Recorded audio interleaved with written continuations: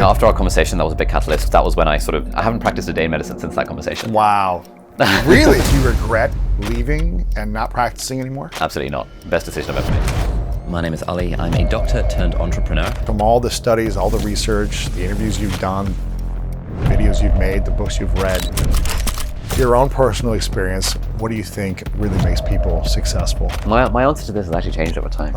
My answer to this now, what it took was getting over the fear. Wow. Starting that blog, which led to the YouTube channel, which led to all of the good things in my life. What was the secret of you overcoming that fear of getting started? Oh, great question. It was two things. If people knew this one thing, their life would be better, more meaningful, and they would feel abundant versus overwhelmed and stressed. I would say, when it comes to making money.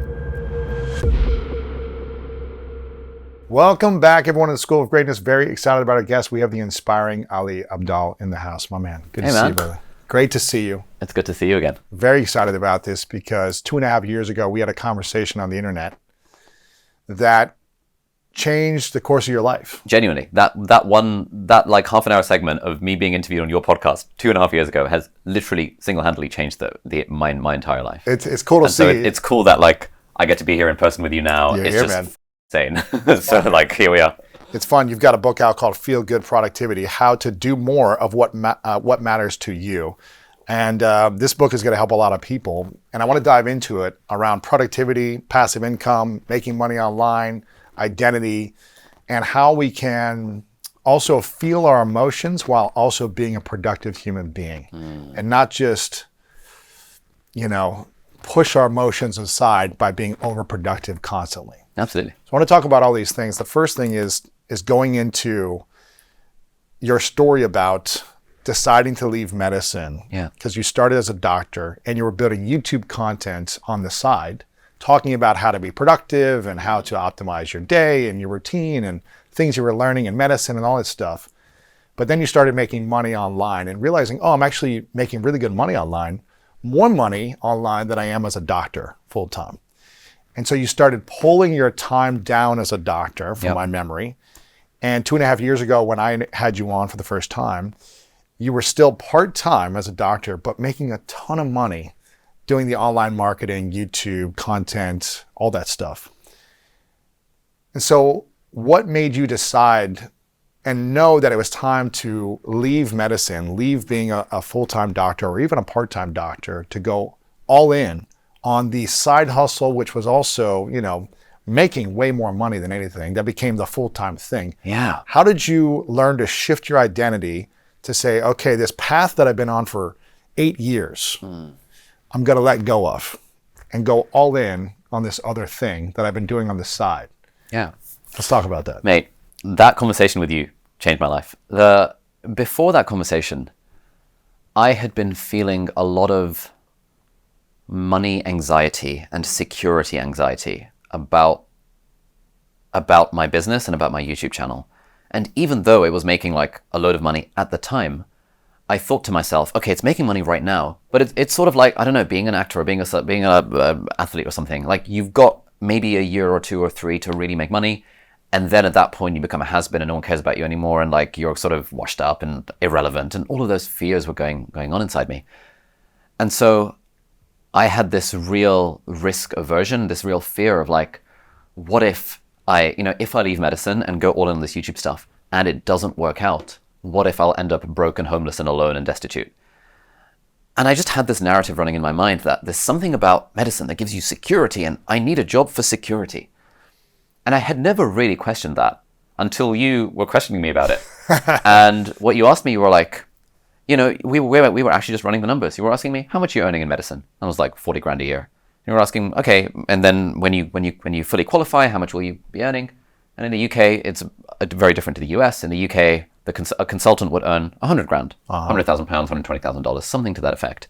That's like full-time. That's like full-time, an expert. Fully expert. And if in your 50s you're doing private practice and you're really good, then maybe it goes up to 300, 400. Right. Whereas in the US, it's very different. It's a different sort of equation.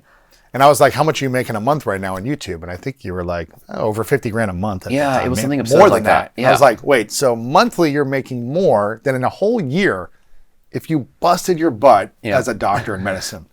And this is just a side thing. And you were like, yeah, And I never thought about that. And one of the things I find so interesting, like I've listened to that conversation back again so many times, is that I think a lot of us have these stories about money and about security and the need for certainty. A lot of these stories that are actually completely disjointed from what the reality actually is.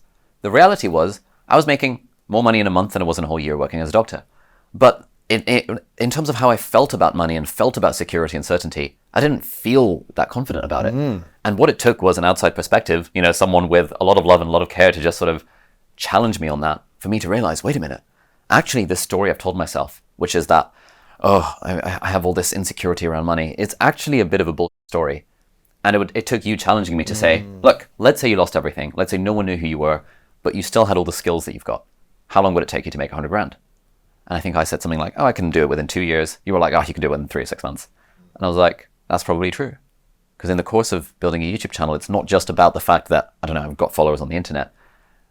Anytime anyone does anything entrepreneurial, you just build a ton of skills in that thing. And so even if it doesn't work out, worst case scenario, you just get another job. And now you have all these skills from entrepreneurship. If it doesn't work out, best case scenario, you just start something else and you use the skills that you've already developed through the process. And that was something that you kind of challenged me on. I was like before that conversation, I was so fearful about the money thing, about losing it all, about what if all of this comes crumbling down. Since that conversation, I still feel weird about money. I think it's not it's like a long-term thing that's hard for one conversation to change. But speaking to so many people, there's so many people who I've met in real life and who've emailed me, having listened to that conversation that we had 2.5 years ago, and something in that conversation resonated with them as well.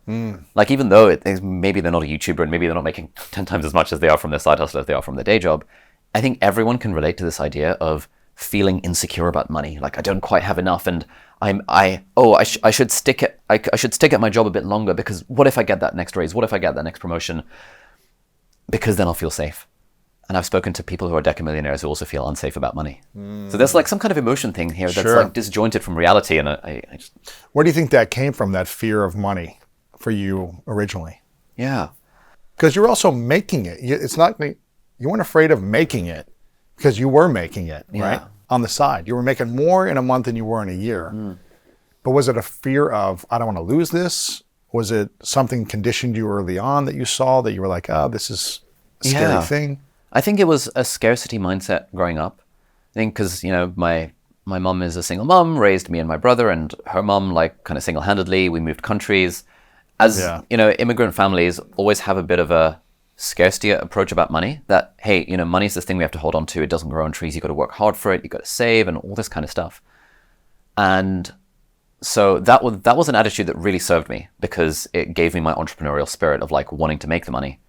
But once I got there was a lot of this fear of losing it, as you said, a lot of this scarcity that like, money doesn't grow on trees. I got very lucky with this YouTube thing. What if it was just luck? What if, a year from now, people stop following me anymore for whatever reason because I become irrelevant? Like, oh my goodness, what if I no longer make all this money and all of this stuff around that? At least I could be a doctor. At least that's a way that I can have value and make some money and support my family and things like that. So what was your identity like before YouTube? And then what was your identity like as you started making money on the side on YouTube while you were also full-time as a doctor? Yeah. So I think before YouTube, I think when I was growing up, my identity was very tied to academic success because I was really good in school and I got good grades. But I realized after after sort of my teenage years of doing that I kind of wanted my identity to be different. So even in my school years, I was trying to make money on the side, trying to build businesses, trying to make money on the internet, passive income, all that crap. Then when I got to university and medical school, suddenly I no longer had the identity of being really good in school because everyone around me was really good in school and I was bang average. I was like middle of the class. I was like, wow, okay, I no longer have that thing that's propping up my self-worth, the fact that I got really good grades. And so I think, as we all do, I tried to find other ways of diversifying my identity. I, started a business that I finally succeeded, and then I was like, oh, cool, I'm the entrepreneurial guy. All these other students around me, some of them are really good at sports. I was never going to be great at sports, but I've got a business. I'm making money. This is good. When I started the YouTube channel, I got that identity of being a YouTuber. When I became a doctor, I got that identity of being a doctor. there was something weird about the doctor identity that I clung to for so long, because I think if someone had asked me, what do I do?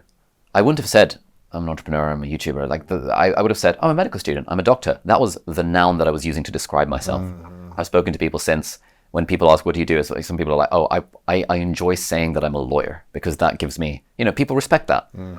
Even the people who work for me now don't like saying they work for a YouTuber, because there's something low status about that. They prefer to say, oh, I work in marketing, or oh, I work in customer success, or something like that. And it's taken a long time for the people in my team to be actually comfortable with, yeah, I work for a YouTuber, because they realize it's actually more interesting.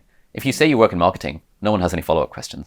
If you say you work for a YouTuber, that's interesting. What type of content? It creates a more interesting conversation. But I find it so interesting how a lot of us are so tied to the identity of the thing that we do for work. And I was so tied to that identity of being a doctor. Yeah. And you had pride in it. It gave you self-worth. Yeah. What was it like when you were thinking about leaving being a doctor and just going all in and being a YouTuber? Were you scared about how you would perceive your self-worth, or how others would perceive your self-worth? I was so scared about how others would perceive it. Really? I was so scared that I would be just a YouTuber. And I had this phrase in my mind that just a YouTuber is a terrible thing. I don't want to be just a YouTuber. I want to be the guy who's like a doctor and a YouTuber on the side, because that's what gives my content value.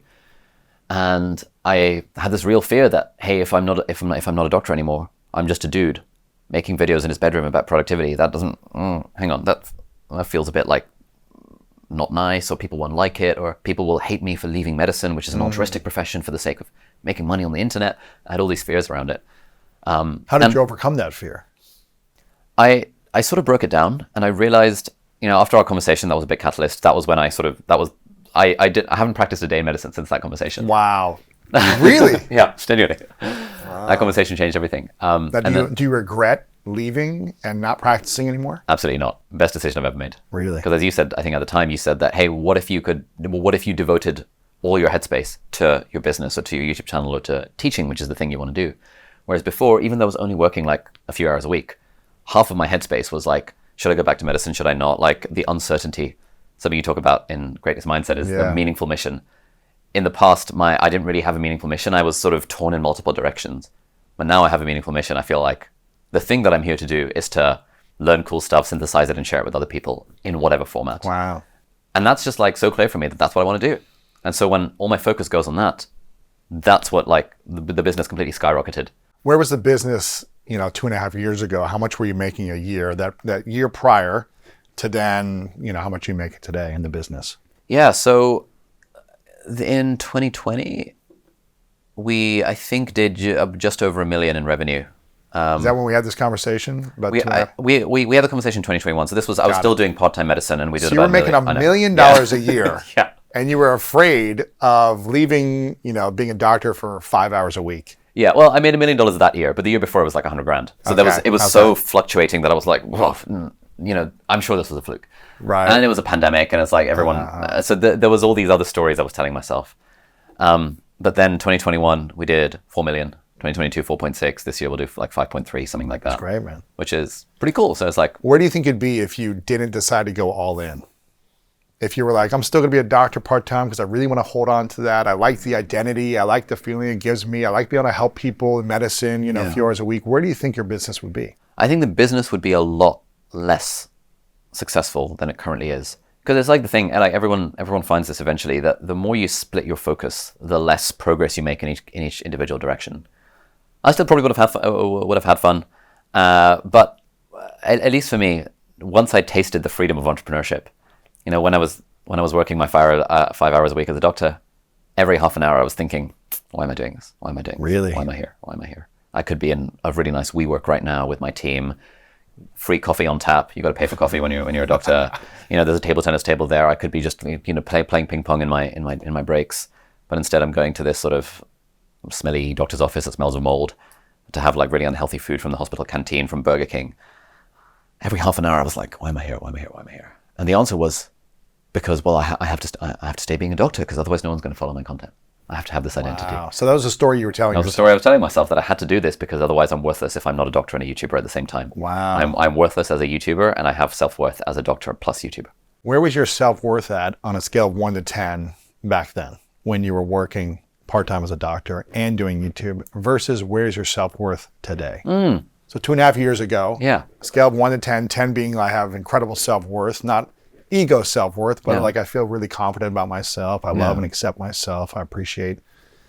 Versus a 0 being I have 0 self-worth. So where were you then, the week before we had that conversation, to 2.5 years later today? Great question. I was probably a 7 then, and I'm probably a 9 now. Wow. Okay. I think back then, like, back then I did a lot of questioning around, like, why am I doing this? Like, what's the path I should really be on? And even, like, after that conversation, it's like for the first few months of like, going full-time on YouTube, I had this, like, thing of, like, have I made the right decision? Have I made the wrong decision? But now it's been 2.5 years, and I've so settled into that.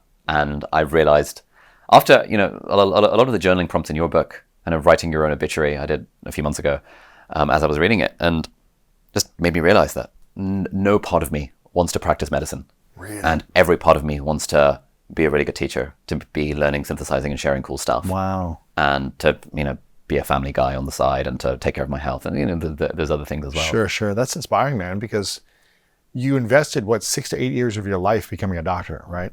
Yeah. So you put a lot of time. A quarter of your life was invested in this identity. Yeah. And even before then, even in school, there's like, I knew I was going to be a doctor. Yeah, thinking about it, planning for it, like working on it, doing the exams, all for the sake of getting into medical school. Wow. So probably half of your life was involved in thinking about it, planning about it, working hard to get in medical school, being in medical school, training as a doctor, being a doctor, and telling people, I'm a doctor. Absolutely. Your parents being like, I have this we're proud parents, and a son who's a doctor, he's made it. Yep. We're safe.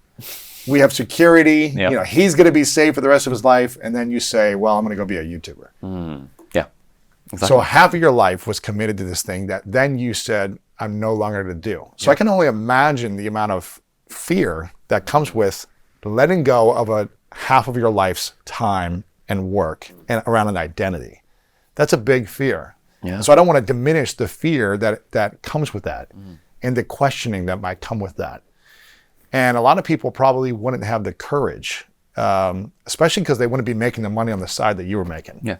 It was hard for you, even though you were making the money. I was literally making $1 million on the side, and I was still worried, which kind of says that it's not about the money. It's about something deeper, some kind of emotion, some kind of fear around there. Yes. Because even if I was making $5 million on the side, that wouldn't have changed the story I was telling myself. Yeah, because I realized the story I was telling myself was, this is all going to go away, and I have no worth. I have no worth to the market. I have no worth to others unless I'm also a doctor, because that was such a narrative. Wow. And what it took was you to challenge me on that to help break. Wow, you were unwinding a lot of it. You weren't full time. You were already trying. You were thinking about it for a year or two. Yeah. So I think I just was a mirror to what your higher self really wanted to do. Yeah. And you just needed that extra push. Isn't it fascinating, the stories we tell ourselves around identity and how we make decisions based on identity? I think Tony Robbins says that identity is one of the key factors of success in life, is choosing what identity you want to have. Yeah. And I was at one of his events the other day, and one of the things that really stuck out was the strongest force in human personality is the need to stay consistent with your identity. And so if you have the identity of being a doctor, that is the strongest force in your life, is causing you to stay consistent with that.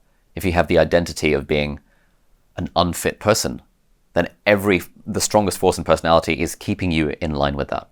If you change your identity, as James Clear talks about, to that of a healthy person, someone who's in shape, someone who takes care of themselves, now the decisions become easier, because now you're working with the identity that you actually want rather than the identity that's kind of pulling you back. Yeah, so it's really important to decide what identity we want to live in. And daily doing this. There's this guy on TikTok and Instagram who just did 365 days in the ice tub, and he films it every day. So from day one, you could see the transformation. It's incredible. From day one, he's like, I'm not in a good place mentally, physically. You can see he's got 30 pounds overweight. He's let life slip by. Yeah. He's married, he's got kids, he's got a job, but he doesn't have a positive identity. He's just kind of showing up. And he decided to do this challenge, just literally 365 days. Yesterday, he completed it. And every single day, he shot a video of him getting into 1 degree Celsius ice tub. And he would say a message every day about what's coming up for him, and he got better over time. You can see the first few months he struggled. Yeah. Then he became, a pro, and you started to see his body transform. He started to take notice in his health, his mindset, his decisions every day. And he said, I'm a guy who's going to do this every single day for 365 days. His entire life changed because of that commitment, that identity. And so we've got to be thinking about our identity around all things, relationships, health, money, career, all that stuff. And that's cool. What else did you learn that opened up from you from the event with Tony recently that stood out to you based on the reflection of the last couple of years? Yeah. Just one point before on the ice bar thing. I really like that idea. This idea that in order to change our identity, often all we need to do is commit to doing one small thing. For this guy, it was the ice tub. It's not small. It's kind of painful. The first time I went on was with you. It's painful as hell. The fingers feel like they're going to freeze off. Yeah. And similarly, one of my friends and team members, Tintin, started doing cold showers recently, and he's into this sort of stuff. So he was like, weirdly, when I start my day with a cold shower, it helps embody the identity that I am the sort of person who does hard things, and that bleeds into other areas of your life. Yes. And some people, make that point of like, if you want to get in shape, it's not about exercise, it's about the diet. But as Peter Attia would say, actually, the exercise is the keystone habit that everything else flows from that. Because if you are the sort of person that exercises every day, you are also the sort of person that starts doing these other healthy habits, just to stay consistent with that identity you've got. I know. And so this is partly why, when it comes to YouTube, I personally believe that posting something every week, or with a blog or a newsletter, posting it every week, there's something about that where just the act of doing it every week helps you stay consistent with the identity that you want. Another big thing I learned from the Tony Robbins event was this. I think one of the exercises, essentially this event was just a lot of journaling prompts. This is what I realized. On a meta level, all these Tony Robbins events are, or any of these personal development seminars, because I've seen a few videos of them, I've attended a few. It's not someone telling you how to live your life. It's someone encouraging you to do the journaling and reflection to think about how you want to live your life. Yes. And so one of the prompts, they do the thing, lights down, eyes closed, inspiring background music, and he's doing his little guided meditation. One of the most powerful ones for me was imagining what's been the story of your life so far? And, the story of my life so far is a story about ... What's the story? And then from now, the story of my life will be a story about ... And I realized after doing this that the story of my life so far has been a story about serving the self. It's been a story of, to use David Brooks' metaphor, climbing the first mountain. The first mountain is the mountain of achievement, of success, of freedom, of optionality, of autonomy, of pride, of fame. Yes. I want all of these things, all of these options. I want all this freedom. I want to be able to quit my job. I want to have all this money so that I can, whatever. Travel the world. Be flexible. All that kind of stuff. The flexibility aspect of it. And David Brooks' book, The Second Mountain, is really good because what it talks about is that as you're climbing this first mountain, usually, in your 20s or whatever, sometimes 30s, sometimes 40s, sometimes teens, it depends on different people are at different stages of the process. As you're climbing the mountain, one of three things will happen. Either you'll get to the top and realize, okay. Or you'll get knocked off the mountain by either you having some sort of crisis or someone close to you having some sort of health crisis or trauma or anything like that. And then you get into the valley. And in the valley is when you're feeling a bit meaningless, purposeless, aimless, and all this kind of stuff. But in the valley is when you realize that there is a second mountain. And that's not the mountain of the self. That's the mountain of service. That's the mountain of commitment, of committing yourself to a spouse or a family or a community or a faith or a philosophy. Or a cause, or all of the above. And that's where you realize that actually freedom buys happiness, sure, in the short term, but it doesn't buy joy. Wow. Freedom actually kind of sucks because if you're just free, then you're like, well, I can do whatever. And then you feel that meaninglessness of well, so what should I do? I don't really know. But actually aligning with something you really care about, committing yourself to a spouse or family, all this kind of stuff. That's the second mountain, and it's a harder mountain to climb, and it's not filled with so much dopamine and so much excitement, but it's filled with lasting joy. And so I read that book this year, and this Tony Robbins event really put that metaphor for me because I realized that my story so far was about climbing the first mountain, and what I want my story to be moving forward is to work on the second. That's beautiful, man. I think I saw some clip of Dan Bilzerian, I think, online, and I'm going to paraphrase it, where he was it seemed fun and exciting for a while to like be able to sleep with every woman in the world that you wanted to and have all this money and just gamble all the time and like shoot guns and do it all these cool, exciting things. But then it becomes very empty. Becomes very loudly, kind of meaningless after you do all those things. Yeah. And, it sounds a lot like this second mountain. It's like, okay, climb the first mountain, you do these things. Sure, you can have a fun life, but is it fulfilling? And fun does not always mean meaningful. Yeah. Like you said, it's like, yeah, you have freedom and I'm traveling the world and doing these things. But then you ask, what is the purpose of my life? Why am I here? And what do I want to be known for or remembered for? Or, who really cares about me? Who's in my corner? And I think it's kind of learning that balance of how do I enjoy and have fun in my life, but also have meaning at the same time. And it sounds more of like this second mountain theory. Yeah. And going after that, we're both kind of in that same stage, I think. Yeah. And you've gotten engaged recently. Engaged, yeah. That's like removes optionality from your life. It removes freedom. And it's thinking of like, okay, what's our vision for the family we're creating? Okay, we want to have kids one day. We want to get married.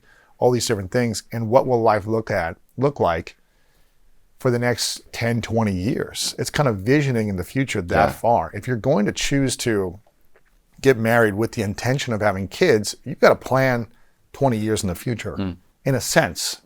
And you have to realize, how can I continue to live a life that I want, knowing that I'm going to need to be, if I want to be a great human being or a great man or a great person, I also want to show up fully and presently for my partner, my kids, and the responsibilities that I have from there. Yeah.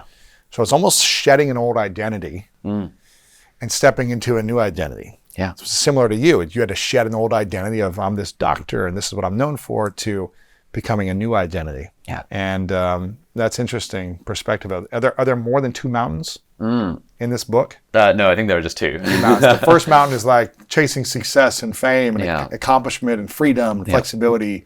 The second one is really going after meaning, it sounds like. Yeah. Service. Meaning and service. That's my whole book about the greatness mindset, which is really about stepping into service. Yeah, that's one of the things that, like, when I read that, I sort of slowly worked my way through it over the last 4 months or so, it's quite a heavy book. There's like so many exercises. And initially I was like, oh, it's just a personal, I read it for a living. I'm going to blitz through it. And then I was like, oh, well, hang on, I need to do my GPA. Okay, crap. Oh, I should take better care of my health. Okay, cool. That's next one. It's like, write your obituary. Oh, damn, that's heavy. Figure out your 3 Ps. Have you never done the obituary? Have you ever done that exercise? I'd thought about it. I thought about it from the context of what do I want written on my gravestone, which was I was boiled down to good father, good husband, good teacher, and so I had a sense, but it took, when I wrote it out as like a 3-paragraph thing, there was something about writing it out in obituary style that made it land in like a. I think also when you do the exercise matters, because it's like, if I'd done the exercise when I was in my early 20s, I'd have been like I'd have been. Again, optimizing for freedom. Right.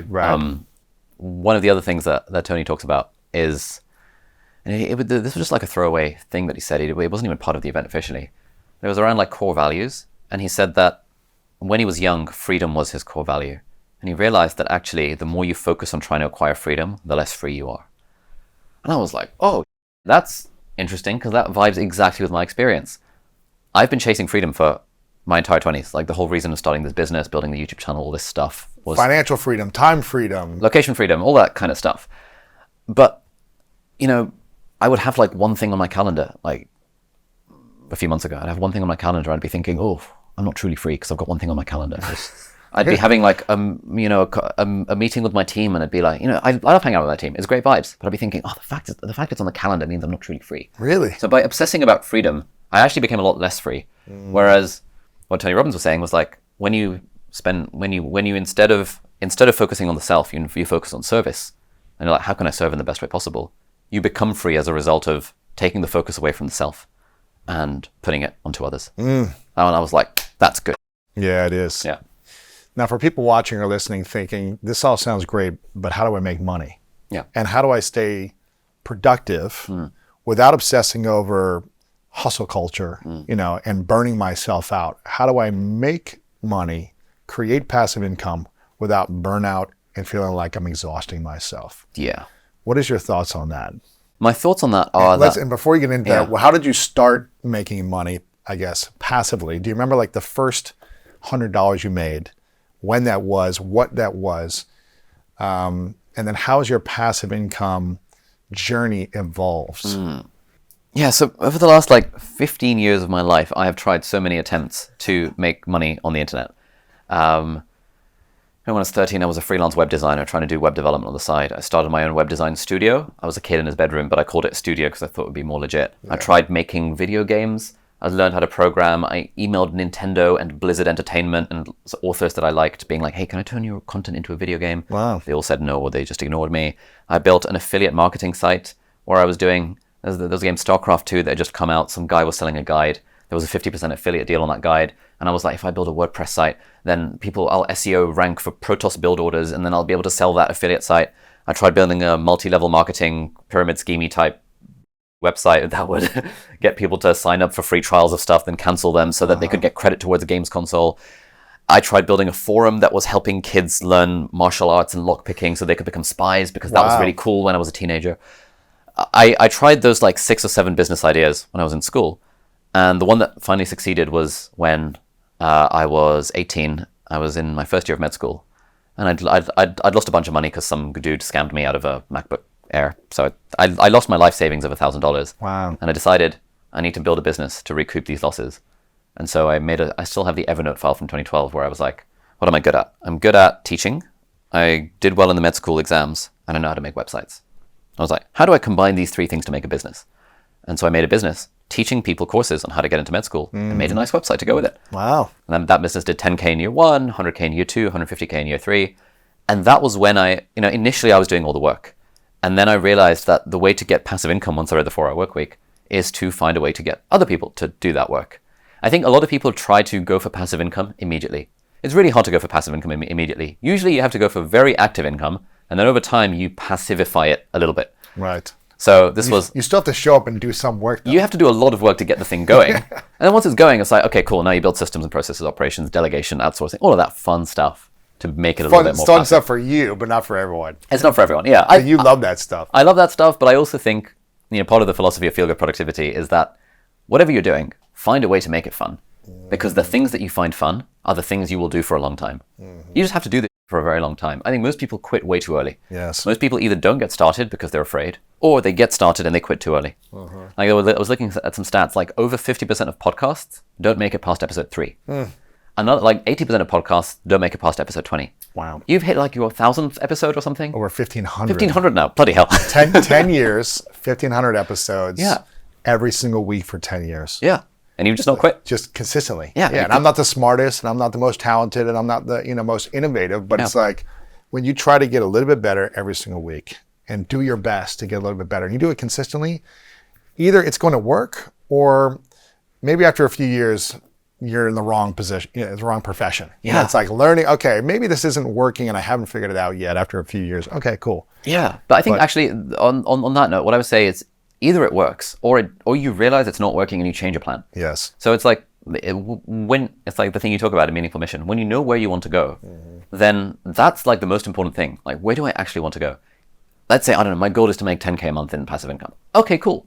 That's a destination. Now, what are the 3 to 5 chess moves that right now I think will get me there? This is something Hormozi talked about in a recent video or a recent keynote or something. And I really like this approach. It's you've got a destination in mind and you know where you are now. That creates potential energy, because now there's where you are and where you want to be. It's like going on a voyage or whatever. Now, either you know how you're going to get there or you don't know how you're going to get there. If you don't know how you're going to get there, you have an information problem. You need more information. If I was oh damn, geez, I really don't know how to build more muscle. I have an information problem. I should watch a couple of videos and I'll realize very quickly, progressive overload, weightlifting 3 times a week. Yeah. That's about it. Eating more calories and protein. Yeah, all of that stuff. It's there are 3 to 5 things that if you just do will probably get you to that destination. If you don't know the path to get to where you want to go, you just ask people, you read about it, and you figure it out. It's the internet. Anyone can figure it out. Information should not be the problem. But if you know what the path is, now you can figure out, okay, what's the most effective path to get there? And what's holding me back? What's the fear or the insecurity holding me back? Exactly. What's the story that I'm telling myself? What are the obstacles that are getting in the way of that? What are the monsters, the leviathans I need to slay along route to my journey? So if someone was listening to this and they're okay, I know I want to be a podcaster like Lewis, and I know 10 years from now I want to say I've had 1,500 episodes. It's okay, cool. How much money do you want to make? Like, let's like really define the destination and figure out where we want to go. And then maybe they start off doing solo episodes, just talking to their phone in vertical. And they do that for like a couple of months. And they see zero traction. They're like, my plan, which was do solo episodes every single day and hope that that gets me to a School of Greatness podcast, that plan's not working. Let's change the plan. Let's try something else. And then let's try something else. And let's try something else. Let's try something else. Let's try something else. And eventually, this is something I think that Jeff Bezos wrote about this in one of his shareholder letters to Amazon. He was using the analogy of baseball. I don't do baseball because I'm from the UK, but I understand the principles, which is that in baseball, you either strike out or you hit a single or 2 or 3 or 4. The most you can get is a home run, where it's like 4 points. But in the world of entrepreneurship, sure, you might strike out a few times, but actually, if you hit a home run, that home run can get you 1,000,000 points. There is no cap to how many points you can get from the home run. Right. And so if you know where you want to go and you just keep on trying until you start making progress in that direction, there's like no world in which you're not going to be successful at the thing. Right. It's like, yeah, fine. If you're like 4'8" and you're trying to go to the NBA, then okay, fine. Maybe some people will tell you that, bro, your strategy is just very unlikely to get you there. Maybe you need a coach. You can still be in the arena that you're wanting to get to. You know, if you can't be a player, maybe you can be a coach or an owner or a manager. Yeah. You can still play in the game. You just got to shift the role you're playing. Exactly. Yeah. There's a whole strategy I've got around this, which is not in the book, but I've sort of developed this over the last few months, and I was like, damn, I should put it in the book. And it's GPS, goal, plan, system. What's a goal? What's a plan to get there? And what's the system to make sure you execute on the plan? And I think when it comes to building a business, making passive income, starting a podcast, like getting married, like all of this stuff, fundamentally, you have a goal, you have a plan, i.e. the moves you think will get you there, and you have a system to make sure you follow it. Yeah. And if you're struggling with any of these, it's either a problem with the goal, you don't know what you want, or it's wildly unrealistic and never going to happen, or it's a problem with the plan, i.e. the strategy you're employing is actually not effective, or it's a problem with the system. You know where you want to go and what you need to do, you're just not doing it. So let's figure out a way to help you do it. That's interesting. I was having a conversation actually right before you came here with Alexandra on my team about the idea of, being an entrepreneur, passive income, hustle culture, all these different things. And I was telling her, sometimes when people want to launch a side hustle or a side project or thinking about becoming an entrepreneur, they're really good at one skill. But the challenge is, being an entrepreneur, you have to learn lots of skills. And that's usually what holds people back. Okay, I really like doing graphic design. Yeah. But now I'm launching a business. Now I have to learn sales, customer support, refunding people. I need to learn how to build a website and checkout card and accounting and taxes and all these other things, manage employees. It's like you have to learn a plethora of skills around being an entrepreneur. And that I think sometimes is what holds people back from being consistent. They go in because they have one skill that they're really good at. Yeah. But you have to learn so many other things that you don't enjoy. So how do we learn to make productivity fun and enjoyable when 90% of the time you're doing things that aren't your number one skill set, the thing you're really good at as an entrepreneur? Yeah. Oh, great question. Okay. Because you were talking about this before, but how do we really make all the unenjoyable things enjoyable in order to keep going? Yeah. Okay, this is like the ultimate secret. Like the secret to all productivity is to find a way to make the process feel enjoyable. If you can just do that, you enjoy doing podcast episodes. This is why you've been able to continue doing it for literally 10 plus years and 1,500 episodes. I enjoy making videos, making YouTube videos. Not every aspect of that is enjoyable. And certainly there are days where I don't enjoy it. You clearly enjoy working out more than I do, which is why you're in better shape than I am. there's something about the process that you found a way to make fun. And so my whole journey of productivity has been to try and figure out what are the ways that we can make that we have to do a little bit more fun. And I've pretty much boiled it down to 3 things: play, power, and people. The 3 Ps, I call them the 3 Energizers: play, power, and people. And if you can incorporate some or some of these into whatever you're doing, I guarantee it will be way more enjoyable and you'll have more fun along the way. It'll be more sustainable. It'll be more energizing. You'll be more productive. You'll be more creative. You'll be less stressed. All of the good things will happen. Can you give me an example of each one, what that looks like for something that you don't enjoy doing? Yeah. And how you incorporate these 3 Energizers? Sure. So let's use a business example because I know a lot of your audience wants to do business. When I started my first business, my first successful business, it was actually my 8th business. This was sort of selling real life seminars to help people get into med school. We would use Eventbrite for like the ticketing, and then I would have to figure out how to get that into like a Google Sheet.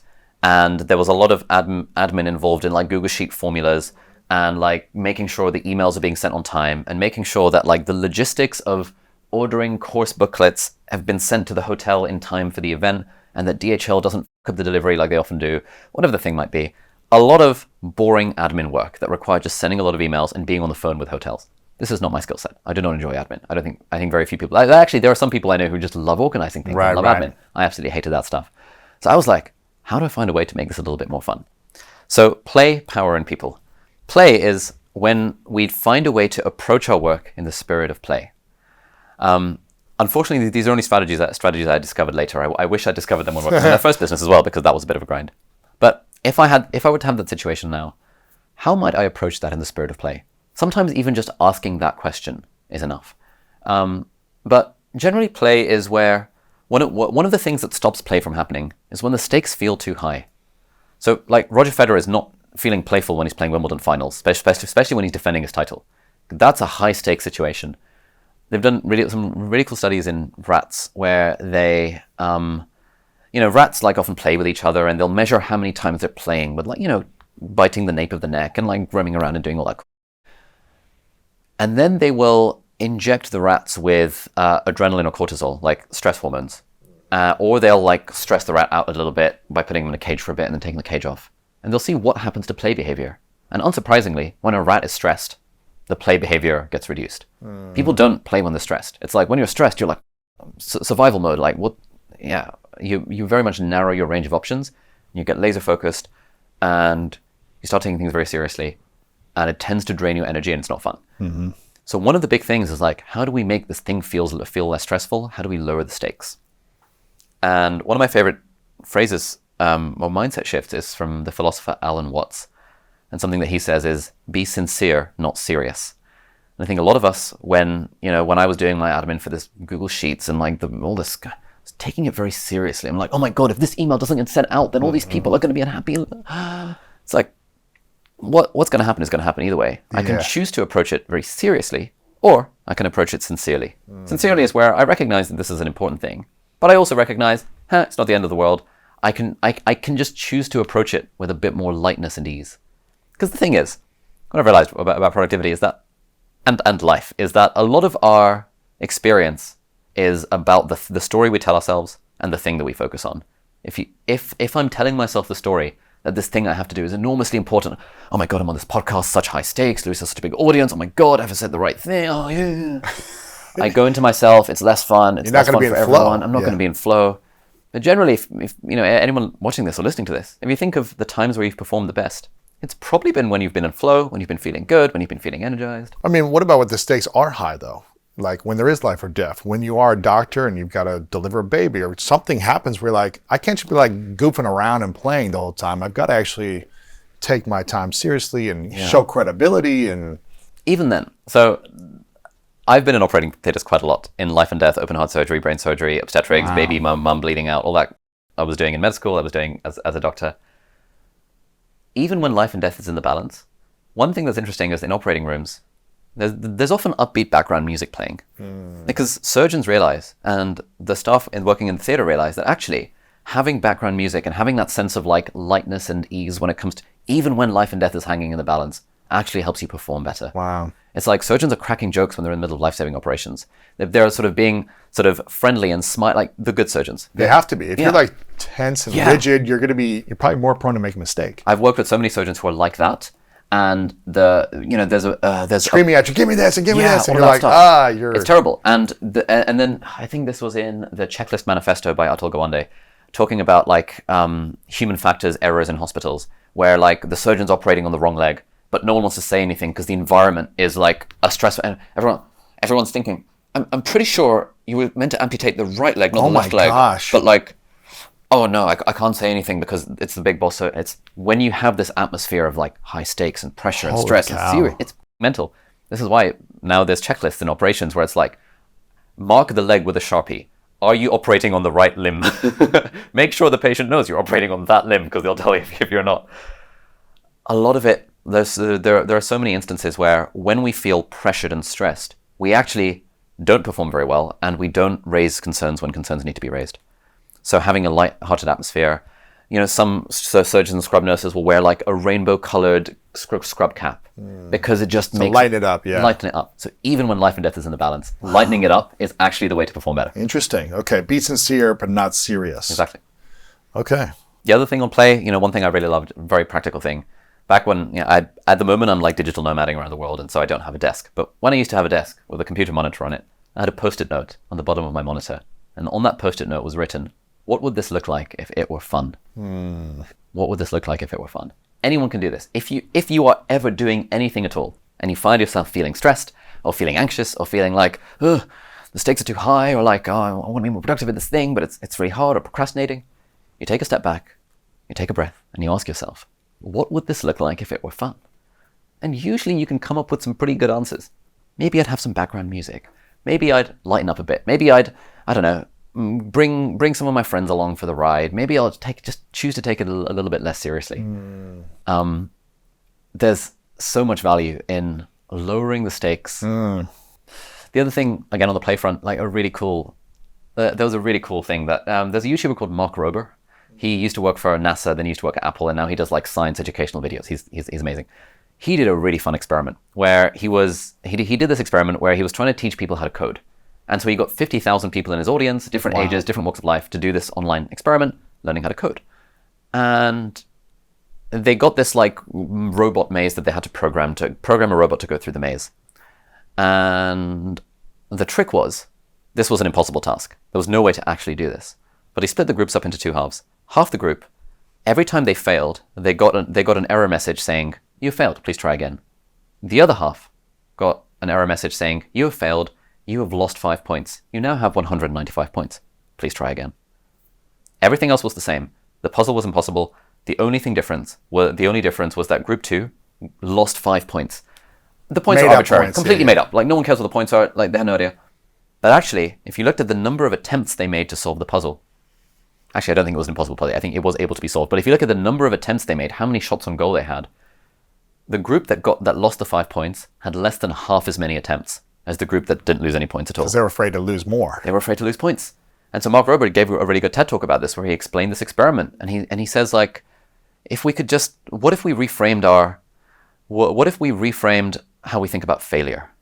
What if we thought of it as a scientist does, as, it's just an experiment. It didn't work this time, maybe it will work next time. Even if it didn't work, I'll get data. What if we just stopped worrying so much about the concept of failure, and what if we started to treat it more like an experiment? That's another thing that helps you play. If you are so worried about failure, yes, in some context, life and death, okay, fine. But most people listening to this are not dealing with life and death every single day. They're probably not, realistically. In most contexts where it's not life and death, a fear of failure, it really holds you back from feeling good about the thing. It's hard to deal with, easier said than done, but if we can, I really like this idea of reframing it as an experiment, as a learning opportunity. People know this stuff, but I think the reminders often really help. Such a good reminder, man. What about power? How do we use power in this situation of something you don't enjoy doing? Yeah. Okay. So we talked about how, within entrepreneurship, you might be really good at design, but you might suck at sales and marketing and copywriting and accounting and legal and HR and all of that crap that you have to deal with as an entrepreneur. The concept of power is that when we feel powerful in doing anything, it makes it feel good. It makes it more intrinsically motivating when we do it for the sake of doing the thing. It makes it more rewarding, makes it more energizing. And you notice this in video games. In video games, there's this sense of like an experience bar. And the more monsters you kill, the more XP you gain. And then you level up. And then you get more power. You get more powerful. And then you do more things. And you get more confident and all these different things. Yeah. All of the different stuff. And so video game designers know that like a video game is kind of boring. People just sit there and just like twiddle some things around and kill fake monsters on screen. But one of the ways they make it fun is by helping you feel powerful. This is partly why, all of the good stories, like Star Wars, Anakin Skywalker starts off as a kid racing drones in Tatooine, and then over time you see his power gain, you see his journey of becoming a legend and then turning to the dark side and stuff. In the Mistborn series by Brandon Sanderson, incredible series of books, you get these characters, they start off young, they start off inexperienced, they learn, they grow. Like, we love following stories where someone is becoming more powerful over time. If they're powerful to begin with, kind of like, we need some kind of challenge. Like, most stories don't start with the main character being a legend already. It's usually they're a bit of a dweeb, but over time, Mr. Miyagi comes along and teaches them the thing, and then they learn, and Rocky, like, doing all his training. We love that. Similarly, it works for ourselves. When we can experience a sense of power with what we're doing, a sense that I'm getting better at the thing. Maybe it's like, I don't enjoy marketing right now because I suck at it, but let me try and read .com Secrets by Russell Brunson. Let me try and read $100 Million Offers by Alex Hormozi. Let me just try and apply some of these methods. Oh, hang on. that thing actually worked. I now get how to build a funnel. Oh, that's fun. That's cool. Like that sense of accomplishment and achievement is one of the things that makes us feel powerful, which drives us to feel intrinsically motivated to do stuff. And so you could, again, it's the same thing. You could choose to approach creating a landing page with, oh, it's not my skill set. Oh, God, I'll have to write this landing page. Or you could approach writing a landing page with, wow, it's not my skill set. I get to learn this new thing. Let me figure out how I can do this. Let me get better at the thing. Man, it's so good you're saying this, because for 20 years I've been trying to learn Spanish. On and off. Yeah. Not like every day obsessed with it, but I'm like, okay, I'm going to pick up a Spanish learning book or try an app or get a tutor or whatever it is, off and on for like 20 years, since high school, right? Just like, and I always felt like it was hard. And it wasn't until about 6 months ago where it started to shift, where Martha, my fiance, was like, you got to look at it as an experiment more and play with it. Like really play the game of being fascinated by why it is that way. As opposed to saying, okay, in English, we have a structure of sentences and it's almost complete opposite sometimes in Spanish. And I'm always like, why do they do that? Why don't they just make it the same way in English so I can speak it in I guess, in the same order, as opposed to have to flip-flop everything. Yeah. And she goes, you got to start looking at it like a game and just saying, wow, isn't that fascinating? Yeah. That they do this. It's so interesting and so fascinating, and keep it more lighthearted. So she's been helping me play more. And we're doing games now, and we're doing flashcards and making like games with points. And it's like interesting as opposed to, and I feel like I'm learning faster now because I'm not saying, why is it this way? I'm saying why that's so fascinating that it is this way. Let me learn more about that. Let me learn why in an interesting way as opposed to a frustrating way. Yeah, it's exactly the same scenario, but just changing the way that you approach it changes everything. Yeah, that's cool. The other cool thing about power, but part of power as well is the idea of, we feel powerful when we have control over stuff. This is why we enjoy decorating our bedrooms when we're kids, decorating our houses. Like we don't like our autonomy being taken away. We like feeling empowered in that sense. And so a lot of people say, well, I don't have control over what my boss is asking me to do. It's like, okay, you might not have control over what you're having to do, but you usually have control over how you're going to do it. When I was working as a doctor, I used to have to write a lot of these discharge letters. These are kind of boring. It takes time. Exactly. You have to trawl through, sometimes handwritten notes. Old school hospitals, no electronic record system. Trawling through handwritten notes to be like, okay, trying to decipher the handwriting. You're in a doctor's office. It's tiny. The computer's, there's no air conditioning because the NHS doesn't have any money. Bad lighting. All of this kind of, God, okay, I'm just going to write this discharge letter again and again and again. Now, you're like, I didn't become a doctor to do this. Exactly. Yeah, right? That's not my skill set. This is what burns a lot of people out. It's like the fact that you have to do this. But obviously, someone's got to write the discharge letter. As the junior doctor, you're going to be the one doing it, obviously. And so, in just taking that scenario, I realized something really cool about writing discharge letters, which is that I could just change the way I did it. I had no control over over what I had to do. Someone's got to write the discharge letter, but I had control over how I did it.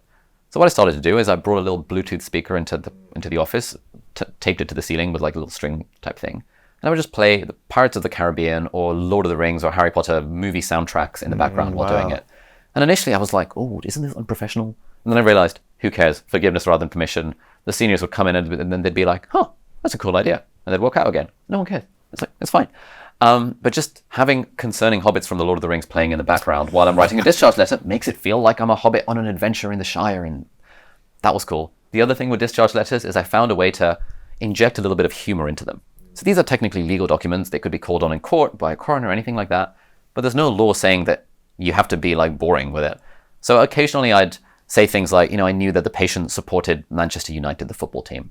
So I'd say, at the end of the note, because these are discharge letters that you write to the doctor, their general practitioner on the other end. Say, P.S. While we're delighted that Mr. Jones made a speedy recovery, we wish him commiserations for Chelsea's recent performance in the exam. Something basic like that. But that at some moment someone might read that and they might get a giggle. Yeah, exactly. So you're like, okay, how can I make someone else's day when they read this? That's the one. And actually that point of how do I make someone... So there's kind of two things here. One is it makes it fun for me because I've created this challenge for myself. Challenge is another one of those things that makes stuff a bit more fun. Mm-hmm. Even if the thing is boring, if you can create some sort of arbitrary challenge, like, let me do this faster. Let me do this slower. Let me find a shortcut. Let me challenge myself to ... That makes it way more fun. But also, if you can find a way to connect it to someone else, this is the third P, people. Mm-hmm. If you can find a way to help someone through the thing, even if it's in a really tiny way, whether it's making them laugh or whether it's in the middle of seeing a bunch of patients, you're spending 30 seconds just asking the nurses, can I make you a cup of tea? That makes their day. You feel the helper's high because you feel good. Both parties feel energized. Life is good. You can always take 30 seconds to make someone a cup of tea. Yeah. One of my favorite stories from when I was doing interviews for the book. There's a guy called Matthew Dix, who's now an author, and he's written some amazing books. But back in the day, in his 20s, he used to work at McDonald's, and he hated working at McDonald's. It was so grim. He was working in Burger Flipper initially, and then he graduated to the drive-thru. And one thing he said, he was like, yeah, working at McDonald's was really boring, but I found a way to challenge myself to make it fun. So what he would do is he would try and upsell a different sauce every day of the week. So Monday was barbecue sauce day. And every time someone would come through the drive-thru, would you like fries with that? And I'm like, yeah, no. How about some barbecue sauce? And they'd be like, huh. No, I'm good, thanks. And then he'd be like, it's really good barbecue sauce. The last customer I had really loved the barbecue sauce. And then they sort of crack up. Cool. Yeah. They were like, okay, fine, yeah, give me the barbecue. Like, why not? It's like, it breaks the pattern. People are not used to being upsold on barbecue sauce when they're in a McDonald's drive-thru. It made it fun for the customer. It made it fun for him.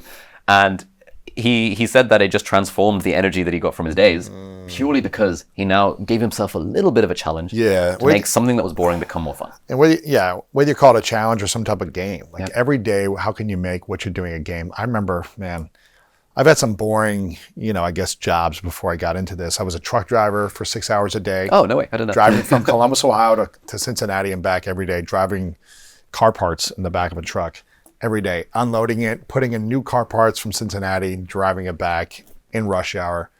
And I remember this was a time when there was no Bluetooth. Bluetooth was still I didn't have a Bluetooth capability. It was like a CD player or something was in there. And it was like 2007, maybe 2006, 2007. And this truck was like a massive U-Haul. So it was like the biggest U-Haul truck you could get before needing a truck license, right? So it wasn't a semi, but it was a big truck. You have to climb up, multiple feet to get up in there. It's like a bucket seat. It just kind of bounces. And it only went 55 miles an hour, the truck. Like the pedal, when you put it all the way to the end, that's as fast as it would go. So I was in the right lane the entire time. I guess that'd be the left lane in the UK. But I was in the slow lane the entire time for 6 hours a day. Wow. Watching people go by me. And in Ohio at this location, it's like cornfields. It's all flat cornfields. So you're not looking at anything really like mountains and big cities. You're just driving through corn. And I remember after a week of this, I go, I'm going to drive myself crazy if I don't find a way to have like some type of game or challenge from this. So I asked a friend, and at the time I was really trying to learn salsa dancing. So I asked a friend to burn me a CD of the greatest hits of like the best salsa songs. And I started listening to the CD on repeat and imagining myself as I was learning salsa dancing, I would imagine myself dancing to the songs in my mind while I was driving. And that got me through these like long days.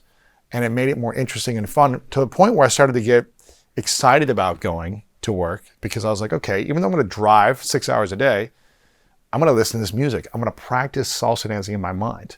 And it was just a game. Yeah. It was a game. Like I also did it for 3 months. I was also, my aunt was, what's it called when you're like a pharmacist, right? She was like a pharmacist specialist. And she had me essentially like filling medicine, filling like, pills, I guess, right? For different things. But it was more like generic stuff. So it was like, okay, I needed to put like 20 in these like 100 bottles of whatever, maybe it was Tylenol or something, filling it. And this was like very boring. It's like you're sitting in a small room, probably like a doctor's office, small room, bad lighting. And I was just like, okay. But I remember thinking like, I'm going to create a game. I'm going to see how fast I can do this and all these different things and celebrate after I do 20 bottles. Yeah. So it was like creating some type of game and scenario around that. And that made it more enjoyable. So interesting. I love this. Play, power, and people. I really like this concept of how can I make someone else's day with this activity that I'm doing. So that's a really cool one right there. How can I find a way to help someone else doing this thing? Like we've all had that feeling of, there are some people that you hang out with who, you leave feeling really energized. I think you're one of those people. I always leave our conversations feeling energized. I'm like, yeah. But we also probably know people that you leave conversations with them feeling a bit drained. A bit like, ugh. And there's this concept that psychologists call relational energy, which is exactly this the sort of energy you get from relationships. And they've done studies in organizations where they'll do a relational energy map, where they'll like ask everyone, who are the people that energize you and who are the people that drain you? And they'll do this for the whole organization. And they will find that there are usually a handful of people that are super energizers, that everyone loves them, people like meet with them and they get energized as a result. And they also find that these people have higher ratings, they perform better, they're more productive, they're more creative, they're less stressed, they're happier, they're getting more promotions, getting more money. All of the good things happen to the people who are energizers. Whereas the people who are drainers in an organization, no one really wants to talk to them. It's like, no one really wants to promote them. They're a bit of a drain in energy. And so what we can take away from this is, A, we should strive to become energizers ourselves. If someone is sharing good news with us, we respond in an active and a constructive way, like, oh my goodness, that's so good, tell me more about that. Rather than, oh, cool. There's stuff that we can do to make ourselves a little bit more energizing for others. But the other thing that it does is that it tells us that, the profound power of being able to try and find people who energize us, who lift up our energy. Yeah, surrounding yourself with those individuals. Yeah. And then some people are like, oh, but like every single person in my team is totally miserable. It's like, okay, find a way to get outside of that group. Find a way to bring the energy yourself. Generally, if you're the one bringing energy and helping other people, they will respond in kind. Most people have good intentions most of the time. And often what it takes is one person to be like, hey guys, instead of going to the local cafeteria for lunch, should we just go to this other coffee shop and we can have a bit more of a lively conversation? Or should we go for a walk in the park? And there are things that you can do to add more energy to your interactions. Right. And it's kind of weird. It's like, one of the nice things about energy, and I think this is a misconception people have, people feel that the more energy you give, the more drained you become. But it's actually not true. Similarly with work, it's like the more effort and engagement you give to your work, that doesn't deplete your energy. That actually renews your energy. Mm-hmm. The most draining thing in the world is coasting, looking at your clock, being like, oh God, when is this going to end? Yeah. No one is energized by that. No one sucks the life out of you. Sucks the life out of you. But if you're fully engaged, if you're like giving it your all, if you're showing up sincerely rather than seriously, if you're doing all the things, treating it like play, lightness and ease, having fun along the way, trying to help people out, you get home from the end of the day of work feeling more energized than when you started. Yes. Even though, counterintuitively, you've been putting a lot of energy into it. That was a challenge for me in school growing up. Every day I was looking at the clock, being like, it's 6 hours until the end of the day, like just struggling. It was hard for me to find, play in just reading a book that I struggled at reading a book or memorizing or things like that. And so I procrastinated a lot. Oh, yeah. I procrastinated to the very last minute to get something done. I bet you were the person that just got everything done early. Oh, no, I wish. I would also leave everything to the last minute. I didn't know these strategies back in the day. Right.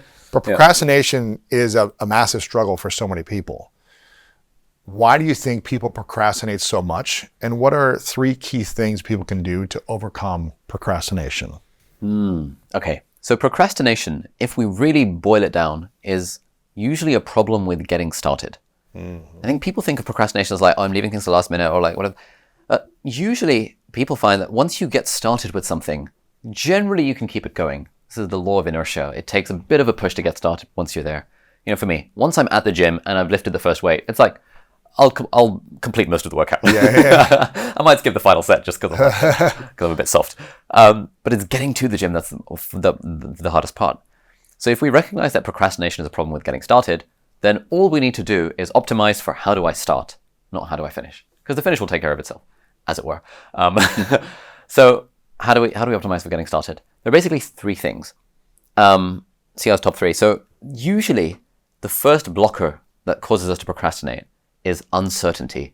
If you don't know what you actually need to do. So in students, for example, I'll hear people be like, oh, today I'm going to study chemistry. It's like, okay, but what does that mean? What does study chemistry mean? And they don't know. They're like, oh, I don't know, I'm just going to study chemistry. It's never going to happen. If your plan is to study chemistry, it's never going to happen because you don't know what it actually means. Does it mean I'm going to read the textbook? Does it mean I'm going to do a practice test? Does it mean I'm going to do questions 8 to 15 of the work that the teacher gave me? Does it mean I'm working on this assignment or that or reading about this? Unless you know specifically what you're going to do, it's very hard to actually do the thing. It's like when I try and go to the gym without a plan, now I have to spend half my brain power figuring out what am I going to do? Yeah, what am I going to do? And then I'm like, oh, there's too much friction. I'm just not going to bother. Like there is always an activation energy to doing anything. And having clarity on what the thing actually is, and crucially when you're actually going to do it, makes an enormous difference. Yes. So getting clarity first. Yeah, clarity is like one of the big solutions to procrastination. What are you doing, and when are you going to do it?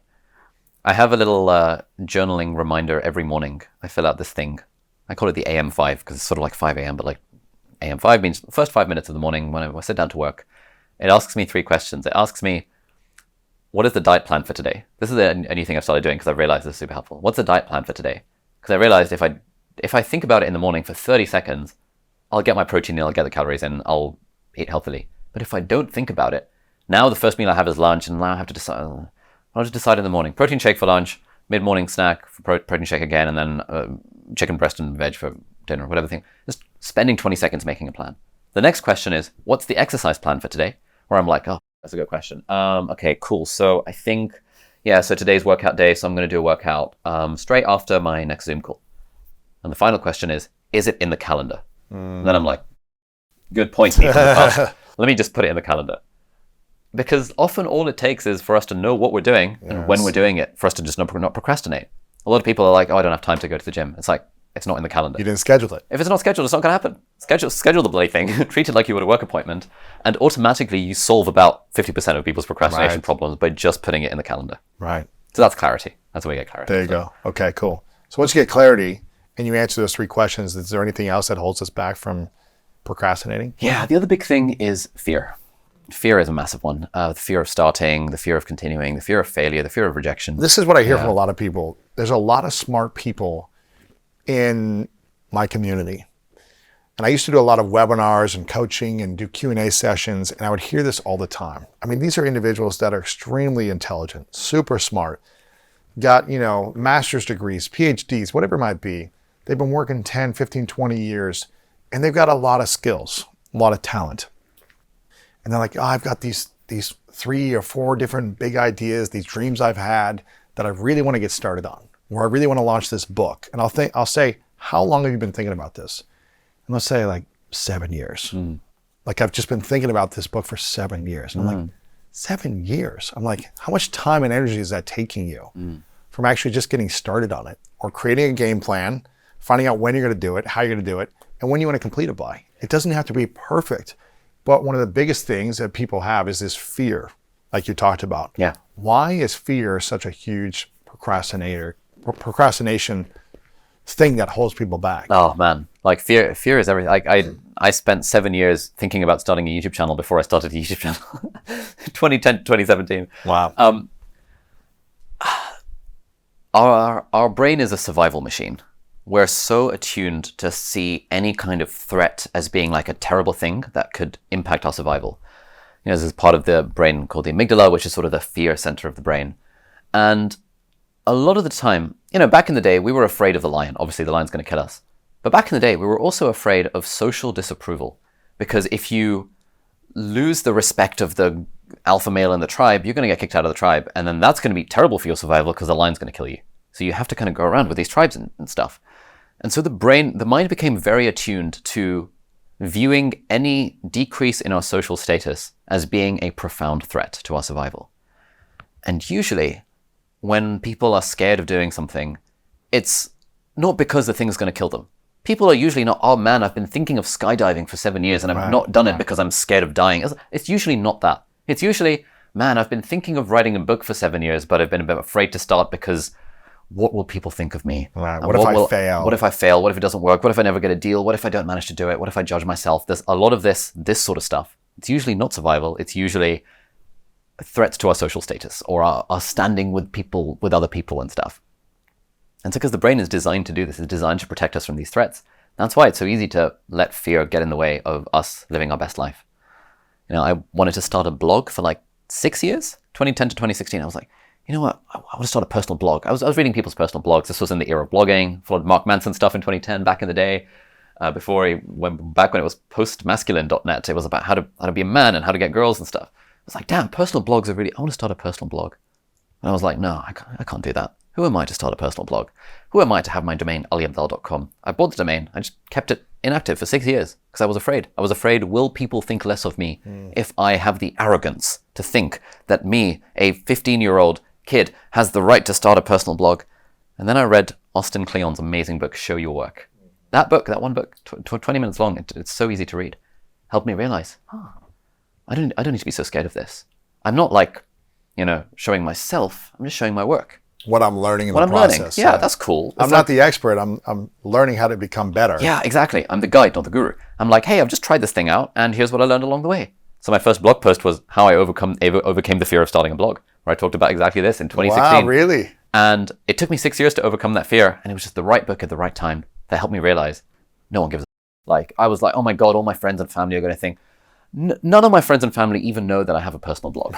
They just like, why would they know? Why would they care? And, like, the only people that see it are like now people who know my stuff. And because I got over that fear of starting a website and a personal blog in 2016, that's what allowed me to start a YouTube channel in 2017. Wow. Because I was like, man, if you didn't start that blog, yeah, where would you be today? if I didn't start that blog, I would never have started the YouTube channel. I would have had a failing business trying to still running, at the age of like nearly 30, helping people get into med school. I'd have been like trying to grind to get more leads for that because it's becoming more competitive. I'd be working as a doctor right now, freezing my bum off in like a random doctor's office in the middle of nowhere in England because I would have been shipped off to some random location to do my specialty training. What it took was getting over the fear of starting that blog, which led to the YouTube channel, which led to all of the good things in my life. What was the secret of you overcoming that fear of getting started? Oh, great question. It was two things. It was firstly realizing that no one actually cares. Realizing that, I think at the time I hadn't heard of this, there was the thing of the spotlight effect. We all walk around thinking that we have this spotlight trained on us and that anything that we do, people are scrutinizing and judging and shit. Like, basically, no one's thinking about you. No one's thinking about me. You know, people are busy with their own lives. So recognizing that was a big step. And the other thing was getting out of myself and recognizing that the point of my blog is to help someone else. When we move from the self to service, you know, a lot of I speak to somebody, but the average age of people in my YouTuber course is 36. We have a lot of people who are parents. They struggle so much to make their first YouTube video. They're making it about them. They're making it about them. But if you ask them, would you do anything for your kids? The answer, of course I do anything. Like, we're so much more likely to do things for other people than we are for ourselves. And so finding a way to shift the reason you're doing something, it's not about me, it's about helping someone else. So the thing I would tell myself, and what Austin Kleon says in his book, Show Your Work, is, does this thing that you're thinking of sharing have the potential to help at least one person in any small way? If it's a photo of your coffee, probably not. Therefore, don't post it. But if it's a small little write-up of like, hey, I read Lewis Howes's book, The Greatness Mindset. Here are 3 things I've learned from it. That has the potential to help someone. Great. Make it about them. Don't make it about you. That's cool. And so every blog post that I wrote, I was like, it's not about me. I'm writing for someone else, and I'm just trying to help them with something that I've learned recently. There's no ego involved, purely in the spirit of service. Yes. And that attitude has served me so much in the last 10 years of YouTube as well. I think that's one of the reasons why I've been able to make it sustainable for me with the School of Greatness, is because when I started it, I remember a lot of people telling me, oh, you should make, because I kind of had like a little, personal brand in like online marketing and LinkedIn and webinars, and I was like the online marketing guy or whatever, one in a sea of many people, but I had my own lane. And when I was thinking about doing the podcast and I was calling a few different friends, they're like, why don't you just make it like your name, you know? And I go, I could, but I don't want to make it about me. I want to make it about others. And so that's what I made. It was like the School of Greatness with Lewis Howes. Yeah. Because I want to be on the journey of learning from other smart people like yourself and like learning these lessons. And that has allowed me to take a lot of pressure off me. I don't have to be as serious of like everything needs to be perfect. Although I want things to be perfect and great, it's allowed me to kind of like go with that pressure. And it's made me to think about like, if I can help one person from this conversation, then it's worth it. When I think about those things, it's not about me, it's about serving, learning from others, and serving others who are listening. Yeah. And that has allowed me to be consistent, I think, one of the things that has allowed me. But I think going from self to service is a key message a lot of people need to step into, because fear holds so many people back on taking action. Mark Manson actually created a video recently called The Spotlight Effect. It's of him walking in a chicken suit. Like, he has a full chicken suit on, and he's walking down in Santa Monica, where you're staying. He's walking down the boardwalk where everyone's kind of going by in bikes and rollerblades or whatever, walking around. And he's walking by them, shooting the video, saying there's this concept called the spotlight effect.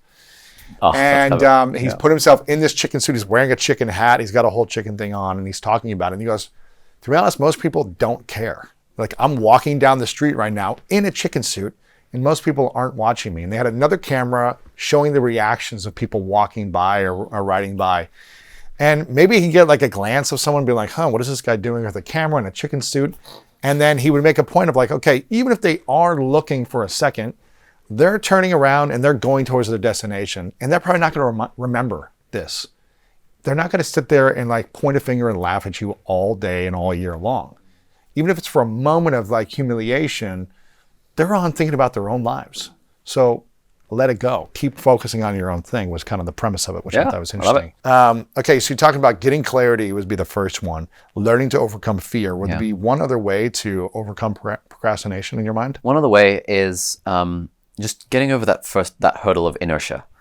And my favorite thing for this is the 5-minute rule. Just convince yourself you're only going to do the thing for 5 minutes. So back when I had an actual desk, I would have a 5-minute hourglass on my desk at all times. And when I found myself procrastinating from something, I'd think, you know what? I'll just turn the hourglass over and just do it for 5 minutes.